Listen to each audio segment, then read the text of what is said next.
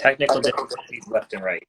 I don't know if I was doing something or what. No, it's weird. Like it sends you the notification to join, and then I wasn't on Instagram, so I don't know think it loaded right when you texted me because I'm trying to get I forgot my actual stand at home, so I'm using like a makeshift one, and it's not really going well because watch if I let go of this thing, that happens. So anyway, we're gonna have some fun. But that's Okay. okay. I was walking last week. I know that's why I texted you, and I was like, wait, I need a minute because I forgot I had to use this tripod guy. Right. Yeah. So if I get this right, yeah. So I like our idea of talking about pretty much realistically how to start yourself off. And I kind of talked about this yesterday with my question is what's something you want to accomplish by the end of the year? Mm-hmm. And like most people are going to make New Year's resolutions because we all do. And it's like, how do we stick with those New Year's resolutions? You know what I mean? And we have to understand, like, you can't just start January 1st if you're not prepared to start January 1st. Right. You know? You And have I to think kind of that's, start now thinking about it. yeah, Oh, yeah. What am I going to yep, need to do? exactly. Mm-hmm. Because and this is for more for your aspect of it. It's like, all right, if you want to lose weight the healthy way and change your lifestyle and all that other stuff, well, then guess what? Like, you have to change your habits. So what's some things you can start implementing now to change your habits so you can have a healthier lifestyle, lose weight, and do all that stuff? Right. Like, what are the actions? Because if you're just saying, hey, I want to lose weight when the new year comes, or I want to get healthier when the new year comes, that's usually one that a lot of people say. Mm-hmm. In order to get healthier, it's going to take schedule changes, it's going to take grocery lists, it's going to Yeah. take cooking, Yep. things that you might not be used to doing. So to just expect to all of a sudden be great at these things on January 1st is a little bit ridiculous, and also probably setting yourself up for failure, because I think it's part of the reason not a lot of people stick with their New Year's goals is because they're prepared for them. Yes. And then they feel like they're failing, but really it's the very beginning. Yeah. And that's it. It's what can you start thinking about now to help prep yourself to be successful, whether it's a fitness goal, whether it's a healthier lifestyle goal, whether it's just walking a little bit more, and just start thinking about those little things like, all right, you realize that you're going to have to start meal prepping, for example, or grocery shopping. And it's like, okay, maybe start now. Not just, you don't have to be specific. Like, don't get me wrong, you don't have to make healthier choices or anything like that, but maybe just start cooking. And maybe start with like 2 meals a day, whatever it may be, just so you can start getting used to what that feels like. It would be like a patient coming to you and expecting to be fixed by the end of one session. Yeah, yeah, it's true. And that's when I always explain it. It's the same with you explain it. You didn't get hurt in one day. Sometimes you do. Don't get me wrong. You know what I mean? Yeah. If you strain something like pops or some weird things happen and it's like someone tackles you, different story. But most times, a lot of lingering injuries have been going on for a while, so you can't expect for something to be better within one day. Mm-hmm. And it's the same thing as what we kind of talked about through text message was, how do you not overwhelm yourself? Like, okay, I have this knee pain, which is limiting me from doing X, Y, and Z. So once New Year starts, I'm going to be healthier. And then you're like, wait a second. The New Year started, I want to be healthier, but I can't because my knee pain. Well, maybe then we need to, before the New Year starts, get your knee pain under control so you can do what you want to do to help yourself. Right. You know, and it's the same with like nutrition and all that. If you want to, improve your nutrition, well, what can you do now to help yourself so you're not in a, like some people have that all out mentality. I'm sure you've seen it. Like, all right, I'm going to go nuts for 30 days. Well, yeah, that's the other thing is people are like, I'm just not going to eat and I'm going to start working out. Yeah. How many times have you done that though? Yeah. Exactly. How many times have you had this conversation? Yeah. It's over and over again. It's like, okay, how many times have you done this? Or how many times have you said, all right, I'm going to cut out every single thing and just eat healthy and work out. No more carbs once January 1st starts.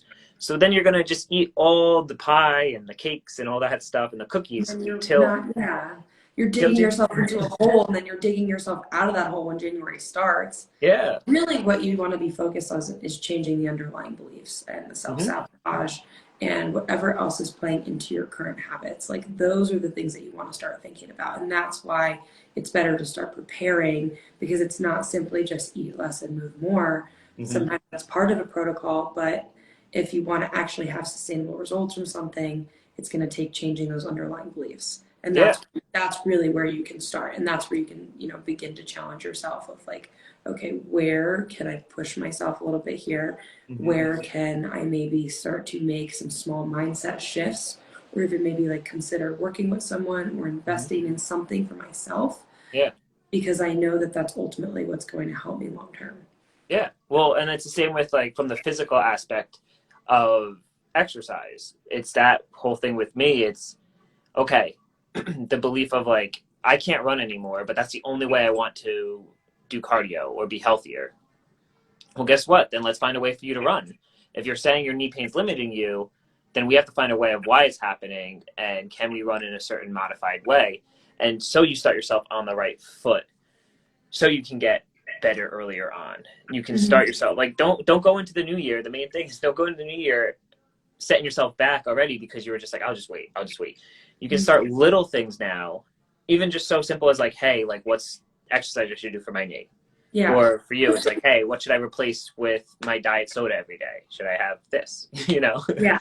Yeah. And then it's not so daunting either. And I think people kind of rely on feeling like crap to push them to get better. So Mm-hmm. that's the other thing. Let me just indulge all of December because it's going to make my decision in January that much easier because I'm going to feel like shit.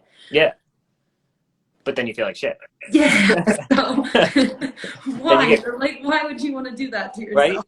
But then you also get comfortableness of, well, this is what I'm supposed to feel like. So, Mhm. like, and then the other aspect of it is change is so uncomfortable, especially when you start something new, that as soon as you do that, like go all out, like don't work out at all in December, don't eat right, do whatever you want to do in December. And I don't say eat right like in terms of like there's a certain way to eat, but like just not have all the sweets, go all out 110%. And then once comes January 1st, you're going to have to go through like some type of detox phase, which a lot of people don't make it through the detox phase because it Very sucks. uncomfortable. Very Yeah. uncomfortable. You're eating a lot of sugar, a lot of eating in a very high caloric surplus for a long time, you're going to have a harder time Mm-hmm. making the shifts because your body's still going to be craving those things. Your body regulates to whatever you're doing. That's Yeah. why even over time you start to really enjoy healthy food when you stick to it because Mm-hmm. your body starts to get used to that.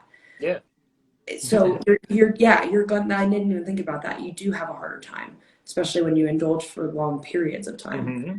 Exactly. And it's one where you're like, and it's the same with exercise. If you're going to go all out 110% at the gym, first day, January 1st, January 2nd, depending when it falls, usually it's that Monday that people start. But anyway, besides the point, whenever that day falls, you're like, you're so sore that you're like, what am I doing? You can't even get yourself out of bed the next morning. And you're like, what's the point of doing this workout? Right. And then that the soreness takes 2 to 3 days to leave your body. And you're like, crap. I'm like, all right. And then you're already 3 days down. And they say, like, never miss 2 days when you're trying to change a habit. Well, you've missed 3 days in a row. And you're like, well, all right, next year. you know? Yeah, and that's another good point that you just kind of brought up is if you're adamant about not making changes in December and you really want to wait until January, for Mm-hmm. whatever reason that is, I think you're just self-sabotaging, but Yeah. say that it's your choice and that's what you want. You have to still respect that it's a process and that Mm-hmm. all of those little actions are what's going to make the biggest difference. You're not going Yeah. to go from 0 to 100 and get to where you want to be long term. It's not how it works. Yeah. You have to go slow and you have to really look at the foundational things. Mm-hmm. And I Sleep, think, eating, boundaries, emotion, yeah, like all of those things no one wants to deal with. yes. And that's where I think it's, we have to set our, like, what is our goal? You know? And in my opinion of this, our goal should not be something like, you can have a weight loss goal, don't get me wrong, but it's kind of, I think it should be like, what do I want to be like? Do I want to be healthier? What does a healthy person do? That Mm-hmm. type stuff. Or do I want to be in more shape? Or do I want to be a Right. power lifter? What Yeah. do they do? You know what I Right. mean? What does that person do exactly? And Exactly. how And can I be embody that that? person. Yeah. Uh-huh. And if you that takes the daunting factor outside of how big of something is. Because when you say like, hey, I want to lose 100 pounds, and increase my squat, bench, and deadlift by 400 pounds, or I want to compete in a bodybuilding show. You have this daunting, huge thing that is weighing over your head. Like, all right, by March, I said I would be here. And it's February, and you're like nowhere near it. You're like, then you start going to crazy means It's an to do identity anything. shift. Yeah. Yeah. You every decision you make, oh, does this embody that person? Is this who I want to be in a few months? Like asking yourself futuristic questions like that. Mm-hmm.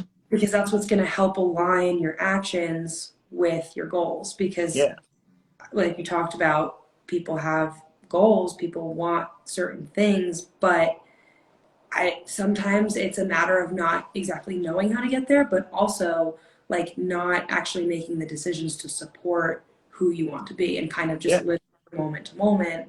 Mm-hmm. It's true. Yeah.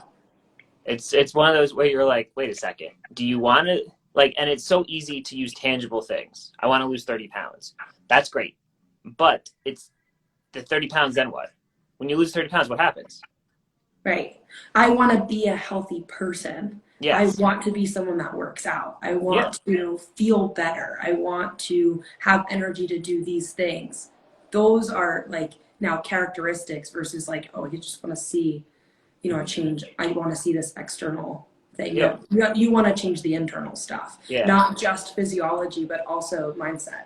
Well, exactly. And it's what it comes with for like, in my world with just dealing with people with aches and pains and all that. It's like, okay, well, I want to run a 5K. That's great. Let's do it. How do we run a 5K? How do we get you to bench more? But like, what does that mean to you? Mm-hmm. Is benching more going to help you be like your ultimate goal of being a world champion? If running a 5K is your ultimate goal of running an Ironman, well, okay, these are steps. So now we're just looking at steps as opposed to this daunting goal of, I want to run an Ironman by March and I'm going to start training in January. Well, that's just not feasible sometimes. And you're going to start doing crazy things where you're going to overtrain and do all these things where, what do I want to be? Do you want to, you just want to be a triathlete is what you really want to be, or you want to be a powerlifter or a bodybuilder or an overall healthy person. And it's, what do they do? What do they do daily? What does that person embody? How can my choices reflect that? Yeah. I think we forget that. I think we forget that sometimes. Yeah. Well, you know what, too? I think a lot of times on social media, people show transformations. And honestly, this is one of the reasons that I choose not to show like physique transformations, because it's not that's not the whole transformation. That's just a small piece of your journey. Like the whole transformation is actually the mindset shift, all of the personal development, like becoming that person.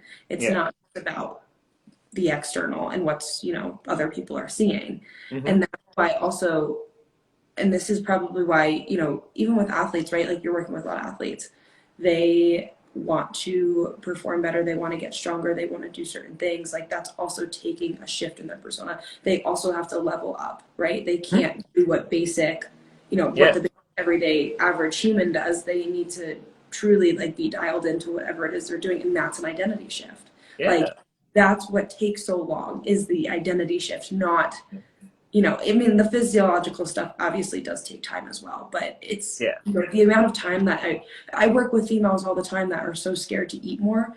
If I could get them eating more the minute we started working together, their progress would be 10 times faster. But because it's also taking, shifting the self-sabotage, shifting the limiting thoughts, shifting beliefs about themselves, or beliefs about from the past, things that they've heard about weight loss or things that worked in the past maybe aren't working anymore. Like we have to rewire all of that, and that's what takes so long sometimes. And that's why, again, coming back to people just wanting to hit it off the bat in January and feel good right away, it doesn't work like that. You got to start as soon as you get that little first burst of inspiration, motivation, whatever it is. You have to jump on that. And that's I heard a great quote once from, I forget where I heard it, but it was some guy, and he was like, that instant you get that thought of like, I should be doing this, and you don't do that thing. Yes. Like as soon as that thing, it's like, oh, I should, whatever it is, I should walk today. And it's like, no, go for that walk. Right. Because as soon as you get that, and as soon as you get, and like you said, it's the identity shift. I think that's like what I'm going to title this thing is the identity shift. And I think a lot of people don't understand that when you make some type of goal, your identity is going to shift if it's a goal that's different than what you are. You know, like if it's to lose weight, if it's to look better, if it's to feel better, if it's to run more, if it's to lift more, whatever it is, your identity is going to change towards that to reach that goal. If you don't want to reach that goal, that's fine, but then your identity won't shift and then you'll be still in the same place. And that's, again, where I think we all get caught up is in the comfort of it, because it is difficult to change, especially when others aren't changing with you. But that's where you really have to challenge yourself, and that's where your why comes in as well, because it has to be bigger than all of the discomforts around change. Yes. Yeah. You can't want, and that's where, like, when I used to see people, they would like, okay, I want to do a bodybuilding show. A lot of people, when I was training, when I was personal training, that's a lot of their goals were to do a bodybuilding show. I was like, that's awesome. But we'd always ask why. And if they were using it to lose weight, and I'm like, well, we should lose weight first, then consider the show. Yeah, you don't you know what I mean? Bodybuilding show to lose weight. Yeah. Yes. So like your why has to be very specific at the same time for that, because something like that, where if you just want to compete, you can get on stage at any point, but do you want to compete and do well? Like, why do you want to be a bodybuilder? I feel like most bodybuilders that do really well are the ones that are in it for the sport and in it personal development and the challenge versus how they look. Yes. And that's the truth of the matter, is the ones that really, obviously there's a whole how you look aspect to the sport by itself, because that's just what the sport is. But yes, the ones that are in it for actually the sport itself, of transforming their body. Yeah. That's what they're doing. They're doing it to transform their body and also look insane. Like, you gotta be on a different level. Your mindset's gotta be on a different level. Again, it's like, you can't just be your average human. You have to take the extra step. Yeah. And even though just for average people, though, that just want to be healthier, that identity of I want to be a healthier person is going to change who you actually are if you are contemplating you want to be healthier. Because it may be something as simple as reading the labels on your food, realizing that, holy crap, there's a lot of crap in my food that's not supposed to be there. Yeah. Like, why am I eating all of this stuff with, let's just say, peanut butter? Yeah. Why am I eating peanut butter, but there's more ingredients than just peanut and water? Yeah. You know? That's also being open to learning and being critiqued and being wrong. I think it also plays into when you go to PT, right? You assess my squat. I feel like my squat's fine, but then you point out certain things about it that, like, oh wow, I'm like, I should have known that. But being afraid of actually getting looked at or getting critiqued is never going to get better. And also, if I sat there and just beat myself up for not knowing that previously, what is that doing for me? I'm going to take it, I'm going to use it. And I know that you're coming from a place of, you're helping me, you're not like, I think that people get scared of that, with whether it's with PT, athletics, or nutrition too, because there's usually a lot that, someone is doing that maybe isn't so supportive of their health, and you have to be open to changing that. Yeah. And that's, I think, where we need to look at the fact that, like, yeah, you're right. A lot of people don't like people looking at them, I guess you could say, or like critiquing them. Yeah. And it's true. But and I think when you come from a point where, like, you come from, where anytime I ask you a nutrition question, and same with me, anytime you ask me any type of PT, muscle, joint, whatever kind of question, I'll explain and educate the whole reasoning why, so it doesn't feel like I'm just attacking you. Right. Yeah. So, like, where can you find ways to, like, not feel attacked? And it's just like, if you have a goal and you want to work with somebody, make sure they're educating you on what's going on. So, like, you haven't been eating a lot. You're going to feel bloated. You're going to feel like you're full a lot more and feel all this crazy stuff that you haven't felt before because you've been under eating. And it's okay and it's normal, because this is what we're doing it for. And instead of just getting the text back, don't worry, trust the process. Right. You're supposed to trust the process, yes, but, like, there's a reason why. Having the science, we talked about this, I think, 2 weeks ago. People really like the science behind why they're doing it. thing. And I understand that because I do as well. Hmm. Yeah. Yeah. And that's kind of, but that'll help that identity shift. I'm Right. being a healthier person, Yeah. like I'm trying to be a healthier person. This is why I'm doing it. So then they can explain to maybe someone else in their family that's not on board with their change, because sometimes when people see other people level up, they want to bring them back down. Right. And so can explain, well, I'm trying to be a healthier person, and this is what this is doing for me. Mm-hmm. It's controlling my blood sugar. It's doing this. It's so my hormones get imbalanced. So then they can explain it, and that person can be more likely to get on board as well, Mm-hmm. hopefully. Building the confidence behind their decisions. Mm-hmm. I love that. I think that's really important. Um, yeah, I mean, it's also going to help. That's really, I mean, that's really why it helps adherence too. Like Yeah. that's, you know what I mean? That's everything because you're not in a bubble in your own apartment all the time. You're going to have to be making these decisions out in public. Mm-hmm. And you're probably going to be going against the grain most of the time because a majority of people are unhealthy. Yeah. And whether you're just your average Joe that just wants to get healthier, whether you're an athlete, you're always going to be faced with those challenges of, being the leader in certain Yeah. situations. And that's where it's usually the most difficult, but that's also where it's the most rewarding. Yeah. And that's just knowing your, like I said, I realized what we're going to call this identity shift. Yeah. Because that's realizing that your identity is going to change a little bit. Not who, like, and you can't use the word identity as a sense of like, I'm completely this whole new person, but like, you're gonna take some of your old and combine it with some new, and you never know, you're gonna be a better version of yourself. Yeah. And that's the best thing. And then You're not changing who you are. You're just leveling up to the best that you can be. Exactly. Living to your highest potential is kind of the word we're looking for. And when I say identity shift, it's an identity shift because most people don't even know that's possible for them. Mm-hmm. Most people don't even know they could do something like that, but we're all more than capable. Yes. Everyone's capable of reaching any goal they want to reach. It's just, we've talked about this, are you patient enough to see through the process? And I would say like bringing it full circle back to like goals in January, the best thing you could do for yourself right now is start to ask yourself those tough questions. What do I need? Like, what's truly holding me back? And you get to the bottom of that. Yeah. You're probably going to find that it's just a crap ton of self-sabotage that are coming from past beliefs. Those are the things that you want to start to sort through, because when you sort through those, then you start to see that shift. And also, I would say check up on your support system too. Like, okay, what type of support do I need to make this change? You know, it might, even if it's not another person, maybe it's like a little bit different environment. Maybe switch some things in the kitchen.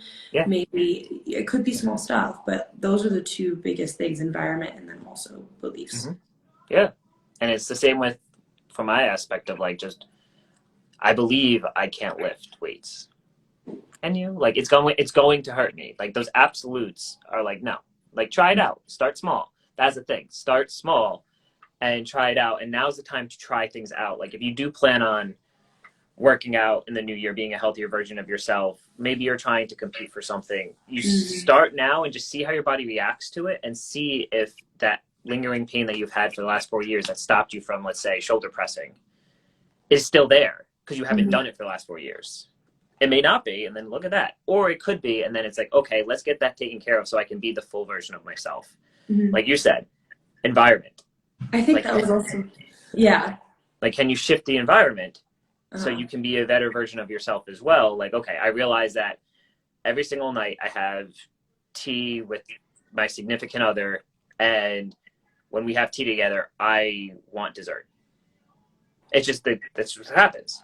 And it's like, okay, well, maybe we have to shift the environment that you don't have tea in the kitchen. You have tea. Yeah, or maybe like, why do I want dessert? Am I actually hungry then? Am I eating or is it just association? Yeah, you said something else really good there too. Start getting used to things, start getting to the gym, because I've worked with people before that are nervous about going into a weightlifting gym. They've only ever been to F45s or Orange Theories or whatever else. And it's like, scope out the gym you want to go to. Start stepping in there. Even if you're just going to walk on the treadmill for a little bit, just get comfortable being in that space, because then when January does come, you already like it's much easier to just keep the ball and get the ball rolling. Yep. And even if it's once a week, then it's like, oh, I kind of like this. Then you start twice a week, and then January comes and it's like, oh, I'm already there. Let me dabble a little bit in these little weights things and stuff. Mhm. And I think that's the people's biggest fear too when it comes to the gym and joining a gym is that aspect of like, I don't want to be judged.